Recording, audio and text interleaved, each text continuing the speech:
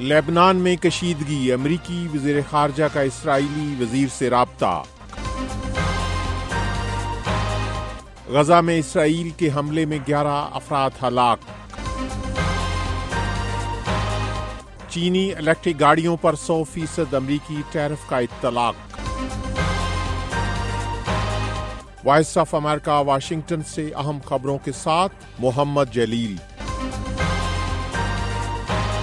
امریکہ کے وزیر خارجہ نے اسرائیل سے کہا ہے کہ لبنان میں مزید کشیدگی سرحد کے دونوں اطراف مقامی افراد کی واپسی مشکل بنا دے گی۔ محکمہ خارجہ کے مطابق اینٹونی بلنکن نے اسرائیل کے اسٹریٹجک امور کے وزیر سے بات کی ہے اور انہوں نے فریقین کے درمیان 21 روزہ مجوزہ جنگ بندی معاہدے پر تبادلہ خیال کیا۔ اس سے قبل جمعرات کو اسرائیل نے لبنان کی عسکری تنظیم حزب اللہ کے ساتھ جنگ بندی سے انکار کر دیا تھا۔ ایک روز قبل ہی امریکہ، فرانس اور دیگر اتحادیوں نے مسئلے کا سفارتی حل تلاش کرنے کے لیے فوری طور پر 21 روزہ جنگ بندی کی تجویز پیش کی تھی۔ اسرائیل اور لبنان کی عسکری تنظیم حزب اللہ کے درمیان تنازع میں شدت آنے کے بعد سرحد کے دونوں اطراف ہزاروں افراد نقل مکانی پر مجبور ہوئے ہیں۔ خالد حمید کے ساتھ تازہ ترین خبریں براہ راست دیکھیے پیر سے جمعہ۔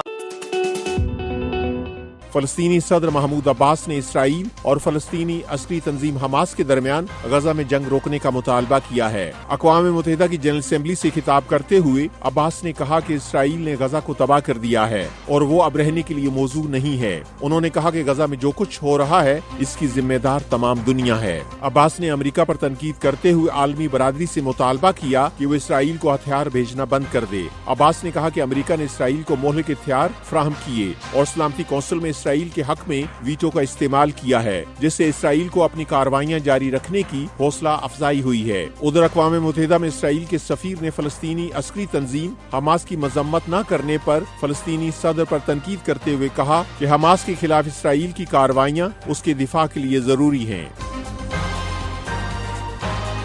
غزہ میں اسرائیلی افواج کے حملے میں 11 افراد ہلاک ہو گئے ہیں۔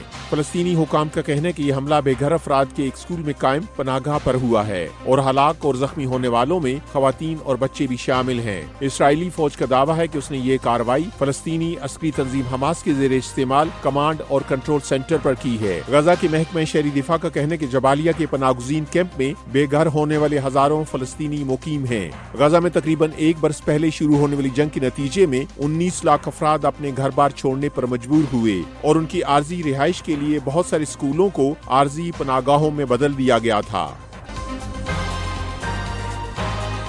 امریکہ کی طرف سے چینی الیکٹرک کاروں سمیت کئی دیگر مصنوعات پر 100% ٹیرف کا فوری طور پر اطلاق ہو گیا ہے۔ وائٹ ہاؤس کا کہنا ہے کہ یہ اقدام چین کی طرف سے ایسے تجارتی طریقے اختیار کرنے پر عائد کیا گیا ہے جسے امریکہ غیر منصفانہ قرار دیتا ہے۔ وائٹ ہاؤس کا کہنا ہے کہ ٹیرف میں اضافہ امریکی شہریوں کے روزگار کو تحفظ فراہم کرنے کے لیے کیا گیا ہے۔ اس سے قبل چین نے پیر کو امریکہ کے ان اقدامات کو امتیازی قرار دیتے ہوئے ان کی مذمت کرتے ہوئے کہا تھا کہ وہ اپنے جائز حقوق اور مفادات کا تحفظ کرے گا۔ Social media X platform جو پہلے ٹویٹر کے نام سے مشہور تھی نے کہا ہے کہ وہ برازیل کی سپریم کورٹ کے فیصلے کی تعمیل کرے گی اور غلط معلومات کے پھیلاؤ کو روکنے کے لیے اقدامات کرے گی۔ کمپنی نے برازیل کی اعلیٰ عدالت سے درخواست کی ہے کہ ملک میں پلیٹ فارم پر عائد پابندی کو ہٹایا جائے۔ برازیل کی سپریم کورٹ نے اگست میں ایکس پر اس وقت پابندی عائد کر دی تھی جب ایکس نے عدالت کے حکم کے مطابق ملک میں غلط معلومات کے پھیلاؤ کو روکنے کے لیے برازیل میں اپنا قانونی نمائندہ مقرر کرنے کے حکم کی یہ کہتے ہوئے تعمیل نہیں کی تھی کہ ایکس پر کوئی بھی پابندی سینسرشپ ہوگی۔ وائس آف امریکہ واشنگٹن کی اردو سروس سے خبروں کا یہ بلیٹن اب ختم ہوتا ہے۔ میں ہوں محمد جلیل اور ایڈیٹر تھی سارہ حسن۔